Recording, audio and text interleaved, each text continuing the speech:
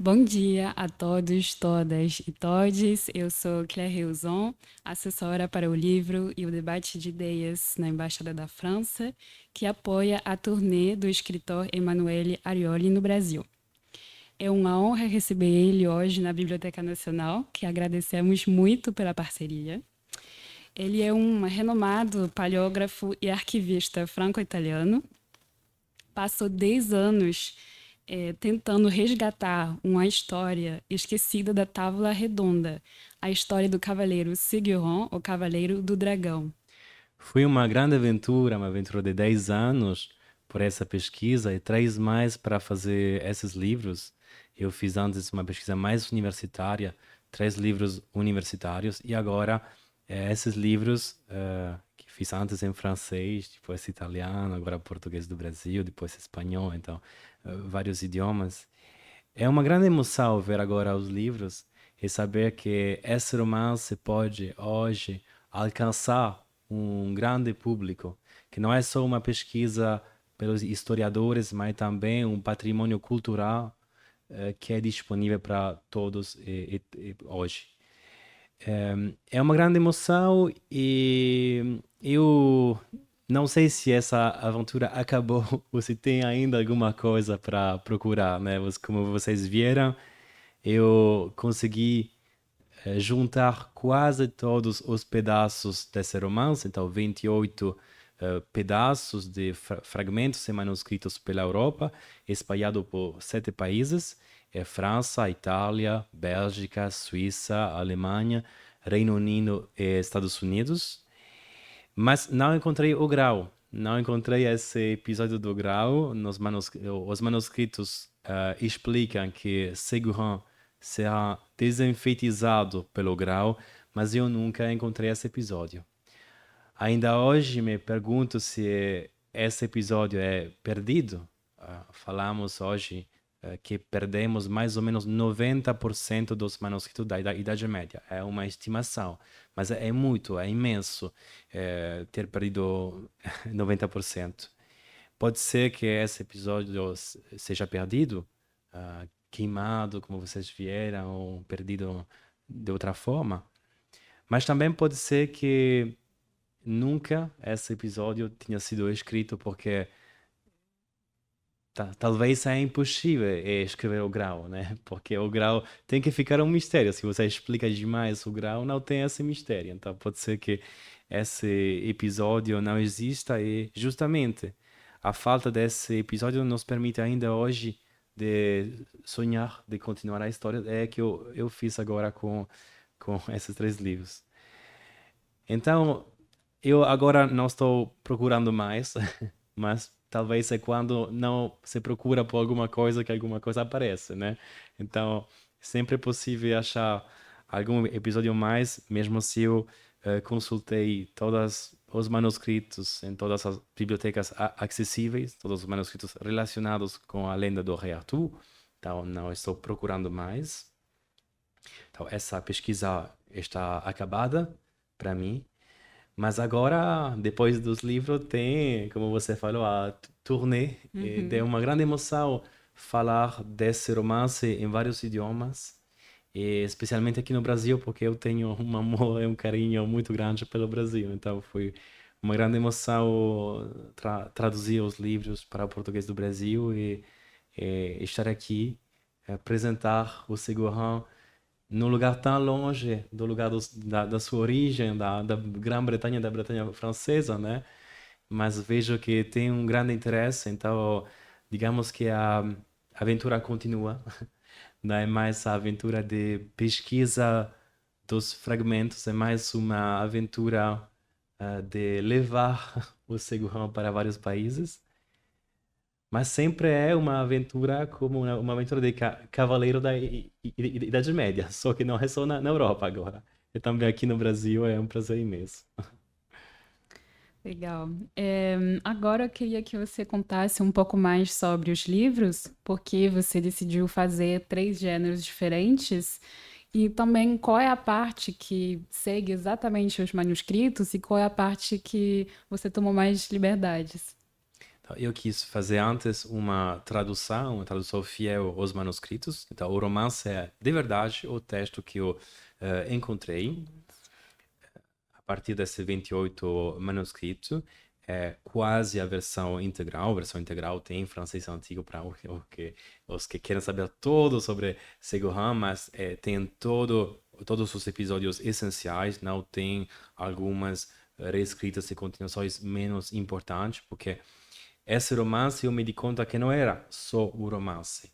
Era, era uma obra que teve um sucesso tal a partir do século XIII ao século XV que os copistas continuaram a reescrever a história. Então tem várias versões.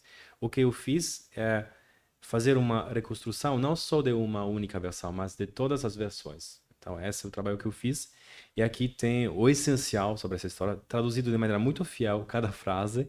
Em, mas é muito acessível, é muito engraçado como romance. Tem também nesse livro as imagens dos diferentes manuscritos. Tem manuscritos com iluminuras maravilhosas, manuscritos queimados, manuscritos em pedaços. Então, era a minha maneira de poder transmitir não só o romance, mas também a minha pesquisa e os manuscritos. Então, essa é muito fiel. Teve a dificuldade de traduzir para o português do Brasil, que não é o meu idioma materno. Então, foi um desafio muito interessante. Aprendi muito. E, então, eu tentei nessa tradução deixar esse jeito dessa literatura, que é uma literatura que tem essas marcas de oralidade. Então, eu tentei fazer uma tradução para adaptar também o estilo, né? Que tenha esse gosto, mesmo em português do Brasil, desse idioma um pouco antigo, com essa inspiração da literatura oral. E depois eu fiz uma versão de romance infanto-juvenil, que é para os mais pequenos, entre 6 e 11 anos, mas também pelos mais grandes, que queiram algo mais acessível e também a minha história, porque a diferença é que esse romance ilustrado conta a história de Seguin, contada de maneira fiel, e a minha pesquisa pela Europa. Então é um livro para dar a vontade aos mais pequenos de se interessar a história, de entender que a história não é chata, né? Que a história tem ainda algumas descobertas para fazer. E depois eu quis fazer uma história em quadrinhos, que é uma versão para adultos e adolescentes, para todos os que gostam de quadrinhos, que é mais uma reinvenção. Essa é a versão mais criativa, porque eu quis completar a história, completar os mistérios, sobretudo o mistério do grau, porque, como eu falei, eu não encontrei o grau. Então, a minha maneira de contar também é essa busca pelo grau. Eu me inspirei por várias versões de vários romances franceses, italianos, islandeses, vários textos que me inspiraram. É uma versão que segue a história geral do Cavaleiro do Dragão, mas com muita mais magia, invenção, e tentando também dar essa imagem do universo celta, porque, como vocês sabem, a lenda do Rei Arthur é uma lenda na origem celta, da Grã-Bretanha e da Bretanha francesa, que é provavelmente do século VI, mas as primeiras fontes de interesse são do século XII e XIII. Então, tem 6 séculos de transmissão oral sobre a qual nós não sabemos nada. Então, eu tentei reconstituir esse mundo também, esse mundo celta, com mais mágia, com todas as crenças desses mundos celtas, porque nas versões que recebemos, sobretudo versões em francês, é uma versão muito cristianizada da história. Então, a minha maneira de levar esse universo, né, para fazer-nos sonhar ainda mais e também com esse mistério do grau. Pessoalmente, eu achei esses livros muito complementares, assim como você falou, o Infanto Juvenil sobre a sua pesquisa, o HQ mais para fãs de Heroic Fantasy, e o romance para quem está curioso de ver como a história, de conhecer a história tal qual nos manuscritos. Então, bom ler os três. Agora, as ilustrações do HQ e do livro infantil são muito legais. O ilustrador é Emiliano Tanzio. E então me diz como foi trabalhar com um ilustrador. Você já tinha feito isso antes? Como foi esse processo? É você mesmo que escolheu o ilustrador? Então, é a primeira vez que eu trabalhei com um ilustrador, mas eu comecei para fazer o documentário que vocês viram. E lá eu tive que escolher um ilustrador para fazer ah, o desenho animado. Então eu comecei a trabalhar com ela e depois pensei, mas eu gostaria muito de fazer também uma história em quadrinhos. Então eu falei com um editor em história de quadrinhos que gostou muito da minha ideia. Eu comecei a escrever um roteiro muito preciso, no roteiro de uma HQ é preciso descrever cada imagem que você vê com os textos. E depois é o editor que me ajudou, que me fez algumas proposições de diferentes ilustradores. Eu adorei o universo de Emiliano Tanzillo, ilustrador que mora na Itália, em Roma. Eu acho que a sua maneira de desenhar encaixa perfeitamente com esse universo. Ele tem essa capacidade de mostrar um universo de magia, um universo. Então, funcionou muito. O que gosto muito dele é que ele sabe dar também a violência da Idade Média, porque todo mundo sabe que é uma época violenta, mas também a poesia da Idade Média. Muitas vezes esquecemos, sobretudo no final da Idade Média, mas também nos outros séculos, tem essa poesia, essa ternura, e acho que ele adapta bem também esse aspecto. Então, foi um encontro incrível e nós ainda trabalhamos juntos sobre outros projetos. Espero que um dia possa ele também vir aqui no Brasil, vir aqui no Brasil para apresentar os próximos trabalhos comigo. Ah, sim, seria ótimo. É, com o sucesso das séries do tipo House of Dragons, os videogames e tal, você sente um ressurgimento, do interesse por lendas medievais e, em particular, a lenda do Rei Arthur? E, sim, sim, sim, muito. O que é engraçado dessa lenda do Rei Arthur, como vocês viram no documentário, que é uma lenda que foi muito popular na Idade Média, e depois, a partir da Renascença, tem um esquecimento. Tem um esquecimento por várias razões. Uma razão, como vocês viram, o personagem de Merlin, que é condenado pela Igreja, as profecias de Merlin são incluídas no índice dos livros proibidos. E outra razão é que a cavalaria começa a ser obsoleta, começa a ser algo que pertence a um mundo antigo, né, com a evolução das técnicas de guerra, então o cavaleiro não serve mais para nada. Então tem essa evolução desse universo e por vários séculos tem um pouco um esquecimento dessa lenda. É no século XIX, com o romantismo, que tem esse interesse novo pela Idade Média, pelas lendas. Então essa é a primeira fase. Mas é verdade que nos últimos anos teve com as séries, os jogos, teve esse interesse que é bastante novo dos últimos anos, que eu vi inclusive na universidade. Eu sou professor na universidade e vi um grande número de estudantes que querem fazer essa disciplina, que antes tinha dificuldade para sobreviver, porque é considerada uma disciplina difícil, porque precisa o conhecimento de os idiomas da Idade Média, de manuscritos, de paleografia. Eu vejo nos últimos anos esse interesse novo. Então, com certeza, as séries que se inspiram desse mundo medieval contribuíram a criar esse interesse. E acho que hoje também tenho um interesse por essas obras, porque são obras, uma obra descoberta da lenda do Rei Arthur, que é a lenda mais conhecida da Tábua Redonda, mas tem esse novo interesse por esse universo, não só pelas séries, mas também essa vontade de ver quais são as verdadeiras histórias da Idade Média, porque conhecemos as séries, mas como é que eram essas histórias? Qual é a verdade, né? Então tem também essa vontade de não separar as séries, mas de ir mais longe para o que era a vida na Idade Média, como era a verdade. Então tem esse interesse que é novo. Que bom.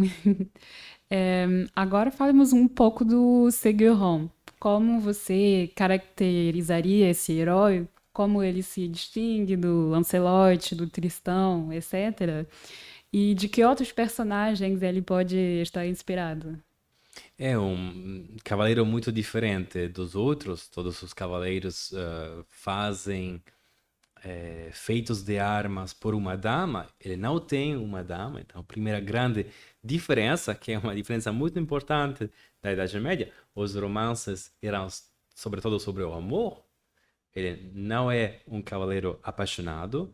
Ele, em lugar disso, ele persegue um dragão que ainda mais é um dragão ilusório, é um dragão sem corpo, é um puro espírito, porque na verdade é um diabo. Na verdade a fada Morgana invocou esse diabo que se apresentou sob forma de dragão.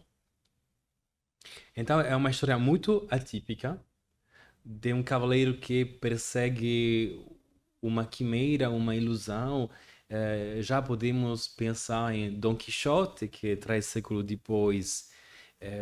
Imagina esse personagem que lê tanto até ficar louco e inventar, com a sua loucura, inventar seres que não existem.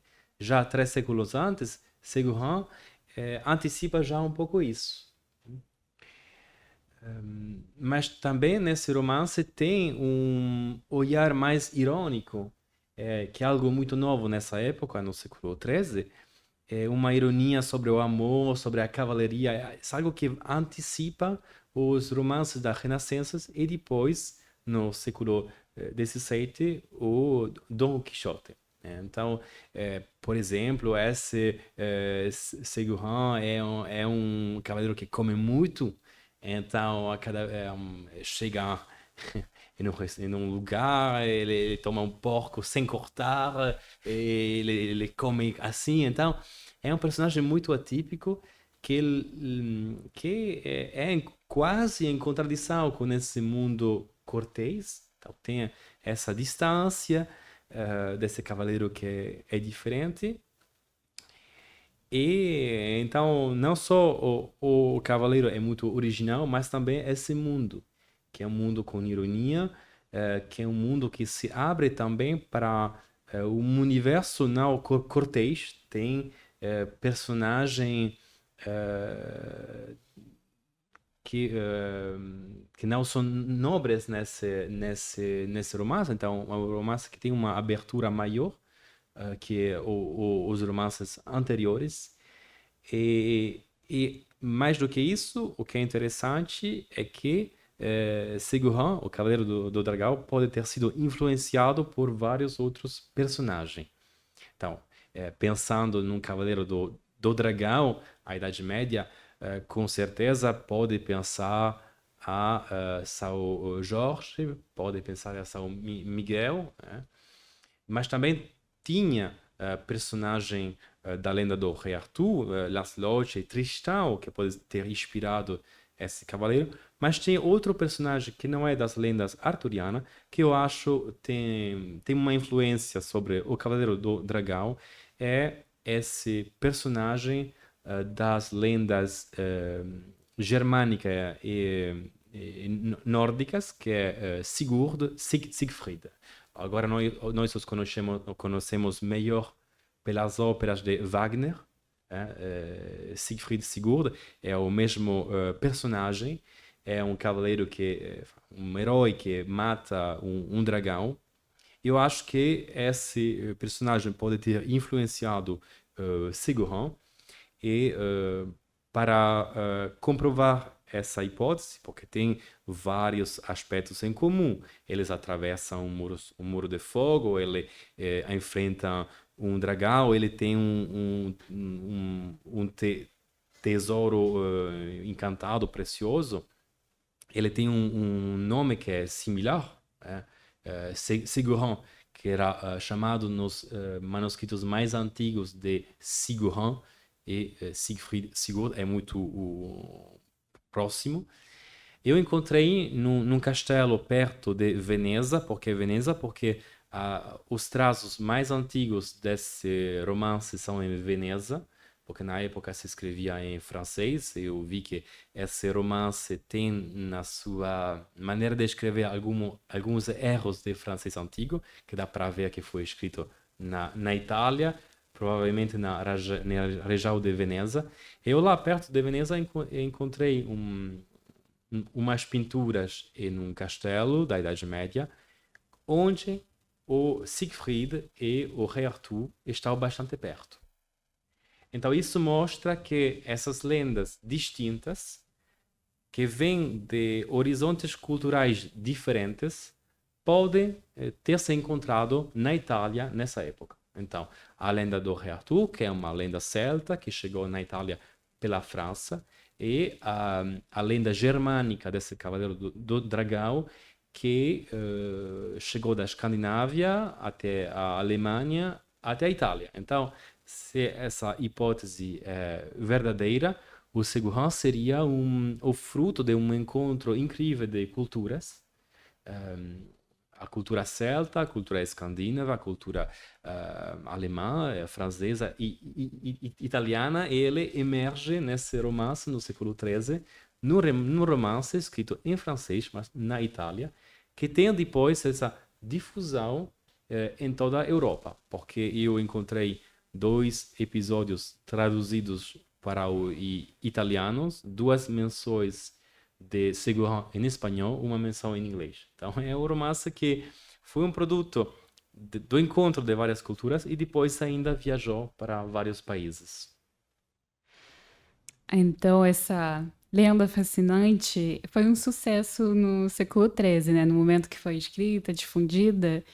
Você mencionou no documentário alguma razão de por que foi esquecida, mas você poderia aprofundar agora um pouco essa razão? É sempre difícil saber porque perdemos alguma coisa e alguma outra não. Como eu falei, 90% dos manuscritos medievais perdidos é muito.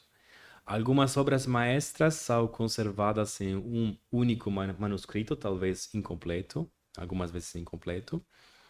E tem obras maestras como, por exemplo, Les Laits de Marie de France, uma das obras mais lindas da literatura francesa da Idade Média, que conservamos só em 5 manuscritos. Então, 28 manuscritos é muito já, mas a particularidade de Ségolène é que nenhum manuscrito é completo. É só tendo esses 28 manuscritos que conseguimos conhecer esse romance. Então, as razões são diferentes. Como vocês viram, teve incêndios na Idade Média, mas também depois, na Renascença, no século seguinte, até, como vocês viram, incêndios mais recentes, como na Biblioteca Nacional Universitária em Turim, esse incêndio que queimou 30.000 livros e entre 2.000 e 3.000 manuscritos. Como vocês viram, foi o momento mais tocante, mais emocionante da minha pesquisa, porque quando eu entrei nessa sala tinha entre 2.000 e 3.000 caixas, cada uma com um manuscrito queimado, e foi uma emoção grande, porque se fala 90%, mas é abstrato 90%, mas quando você tem nas mãos esses manuscritos, pensando que alguns deles têm obras que não se conhecem mais, é muito forte. Eu, inclusive, alguns manuscritos não consegui abrir, porque são manuscritos que se despedaçam se você tenta abrir os manuscritos. Eu só abri as caixas, vi o que estava no interior, fechei as caixas. A biblioteca não tem ainda os recursos para restaurar todos os manuscritos. Por alguns também está esperando por técnicas mais evoluídas que possam fazer um melhor trabalho. Então, tem muitos manuscritos que não se podem utilizar, não se podem consultar. Alguns foram abertos, porque quando tem esse calor do incêndio, como o pergaminho é uma matéria animal, ela se retracta e pega. Então, são blocos. Então, tem técnicas para abrir as páginas e depois para aplanar as páginas. Mas ainda assim, depois não é possível ler, porque você lê o recto e o verso no mesmo tempo, né? Então eu utilizei, como vocês viram, técnicas como a luz ultravioleta e depois essa imageria multiespectral, que é uma técnica mais evoluída, com fotos com ondas de comprimentos diferentes que vão do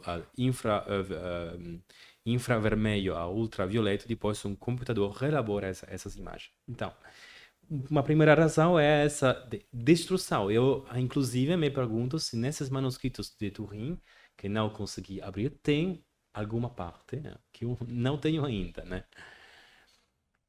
As outras razões pode ser que as profecias de Merlin foram incluídas no índice dos livros proibidos. Então, em alguns manuscritos, Segurão está associado com as profecias de Merlin, e esse fato pode ter conduzido a queimar ou esconder alguns manuscritos. Então, essas são as razões que eu posso dizer. É, mas quem sabe, é sempre possível que tenha outras partes, outros manuscritos em algum lugar, né? Com certeza. É, o Seguiron está perseguindo um dragão, né? Esse é o foco da lenda.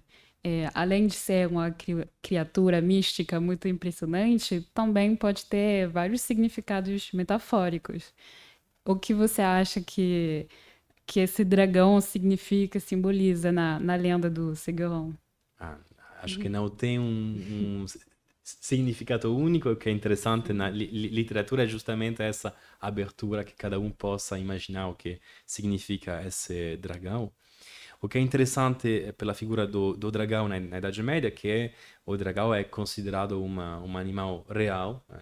Quando vocês abrem uma enciclopédia da Idade Média, por exemplo, na enciclopédia do século XIII, tem o que se chama de bestiário, que são enciclopedias sobre animais, e você encontra ao mesmo nível a cabra, o galo, o unicórnio, o dragão. Então, essas enciclopedias explicam que o dragão é o mais grande dos serpentes, que pita fogo, que tem asas, mas que se encontra na Índia.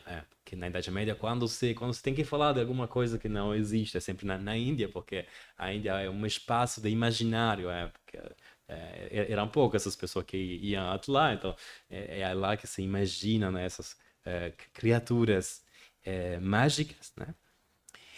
Então, tinha na Idade Média essa crença sobre os dragões, e o que é interessante é que podemos interpretar em muitas maneiras diferentes. Na Bíblia, como vocês sabem, o serpente e o dragão é o significado do mal, mais especificamente, lendo os tratados religiosos da Idade Média, o dragão é associado a um pecado que é o orgulho. Pode ser que Segurão, vencendo sempre, tenha ficado um pouco orgulhoso, que seja uma punição desse orgulho, uma primeira hipótese. Mas também pode ser uma metáfora, né, do homem que persegue objetivos vãos, né, como esse dragão que foge sempre, né? Numa outra maneira, esse dragão é um pouco um antigrau, porque tem essa ideia da busca sem fim. É uma maneira de criar uma quête, se fala em francês antigo, uma busca, que nesse caso é uma busca impossível. O interesse desse romance é de ter imaginado uma busca impossível. É um dragão que não pode ser matado, né? a parte nessa última versão, nos manuscritos de Turim, porque um copista quis acabar essa história, que é uma história sem fim. E também esse dragão pode ter outros significados, né? Poderia ser mesmo uma imagem do leitor que fica enfeitiçado como herói, tal que se deixa, digamos, enfeitiçar e persegue ele também uma ilusão. Então, acho que o que é bonito nessa história é que é ainda um mistério. E todos os pesquisadores e os leitores de hoje podem, cada um, dar a sua interpretação. Tá bom. E para terminar, você tem outros projetos de pesquisa, de publicação? Sim, sim. Digamos que procurando esses manuscritos por 10 anos, eu encontrei algumas coisas mais. Então, vou voltar o ano que vem com outra história que eu encontrei que não é um romance tão amplo, mas é uma história linda que eu encontrei em manuscritos medievais. Então, essas pelo ano que vem. E agora a minha pesquisa é uma pesquisa muito particular que me permitiu de juntar as minhas duas paixões, a Idade Média e o Brasil, que não é fácil. E é uma pesquisa sobre a epopeia de Carlos Magno. Carlos Magno, imperador e rei real, mas que teve uma lenda na Idade Média. Ele está acompanhado por os pares de França. O mais conhecido é o Rolando o Roldão. E essa lenda viajou pela Europa e depois, a partir da Renascença, se espalhou pelo mundo. Foi no começo uma maneira de enraizar ehm, essa lenda nas colônias para enraizar a religião cristã. Mas depois o que é interessante é que os diferentes povos se apropriaram dessa lenda para falar das suas histórias. Então, essa lenda sobrevive em alguns lugares do mundo.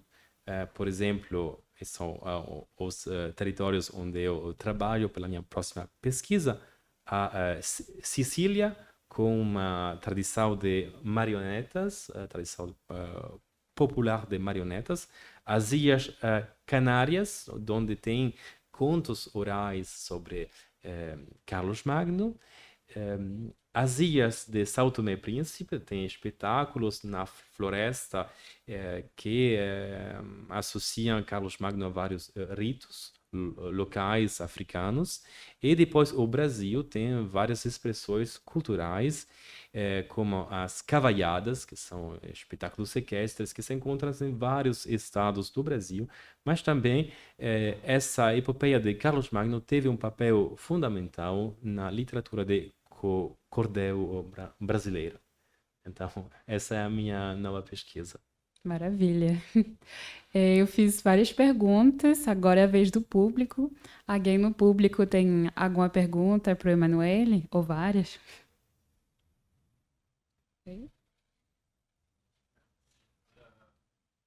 Muito obrigado pela apresentação e parabéns, porque Obrigado. que busca é quase um grau, né? Obrigado. Atrás de todos esses manuscritos. Eu queria saber se desculpa. Eu queria saber se em algum desses manuscritos você conseguiu identificar um nome de um autor, ou se todos os manuscritos são anônimos. Essa é a primeira pergunta. E a segunda você disse que no romance, o romance é o mais fiel, né, aos manuscritos. Quais foram as escolhas que você fez para tentar juntar os pedaços? E imagino, em alguns casos, as contradições. Por exemplo, no filme a gente vê a história da moça, né, pela qual o Seguiron parece se apaixonar, mas em outros manuscritos ela não está presente. Então, como que você fez ali para tecer essas eventuais contradições entre os manuscritos? Tem também a questão do fim. Você finalmente encontrou um fim a essa história e, ao mesmo tempo, parece que o coração da história é justamente que ele não pode matar o dragão. Então, como que você construiu isso, né? É essa a pergunta, basicamente. Obrigado. Então, pelos autores, na verdade, esses romances em prosa da Idade Média são geralmente anônimos. Então, tem um grande nome associado aos romances arturianos, que é o primeiro que cria o romance arturiano, inspirando-se por uma matéria mais antiga oral, é o Chrétien de Troyes, que é autor do século XII. Depois, entre o século XII e XIII, são sobretudo esses romances em prosa que se difundem em toda a Europa, mas os autores não escrevem os nomes. Por quê?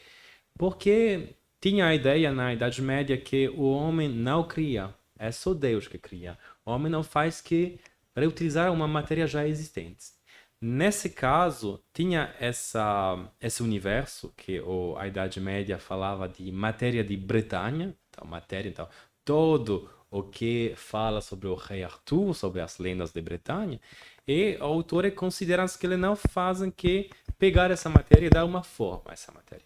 Por essa razão, eles não escrevem o nome, então é impossível identificar o autor.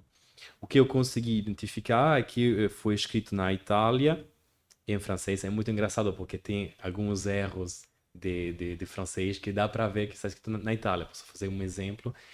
No lugar de escrever j'ai été, eles escrevem je suis été. Porque em italiano se fala io sono stato. Tem bastantes erros desse tipo que dá para ver que a versão mais antiga foi escrita na Itália. E os traços mais antigos em Veneza. Então, não sei quem é o autor, é impossível saber, mas dá para ver que esses manuscritos não eram só para os nobres. A essa época tem alguns leitores novos que são também os burgueses que têm o dinheiro para comprar os livros. É a nova classe emergente, a burguesia. Então, nessa época, tem também escritores profissionais, copistas profissionais nas cidades, e provavelmente é um copista, um autor profissional que fez esse trabalho. Né? Trabalho não só pelos nobres, mas também por a nova classe. É tudo que eu posso falar sobre o autor. Né? E a segunda pergunta, como é que eu fiz a juntar todas essas partes? Então, eu consegui identificar a versão mais antiga, que eu chamei de versão principal, né?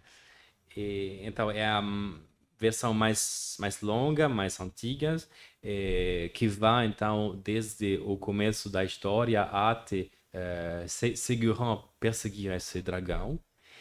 E depois, o problema era lidar com outras versões, entender como funcionavam as outras versões. Eu me di conta que tinha versões que continuavam a história.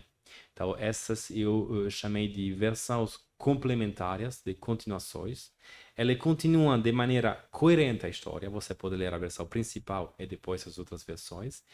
Mas tem também essas versões em contradição, que eu chamei de reescrituras, porque tem algo em comum que ele pega alguns episódios da versão mais antiga e reescreve a história. Então, eles não gostam que esse cavaleiro não é apaixonado, eles escrevem uma história de amor.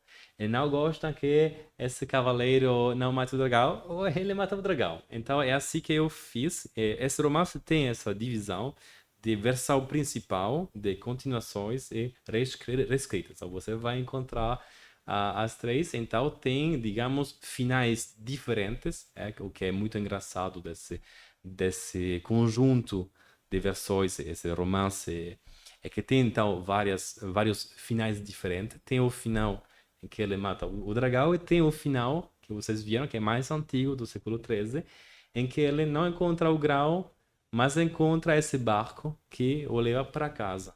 E como a Dama do Lago falou que ele encontraria um barco que o levaria até o grão, ele, na verdade, o barco o leva até a casa, a minha pergunta é, e se o grão fosse simplesmente esse feito de voltar para casa, de ter uma grande aventura e depois voltar?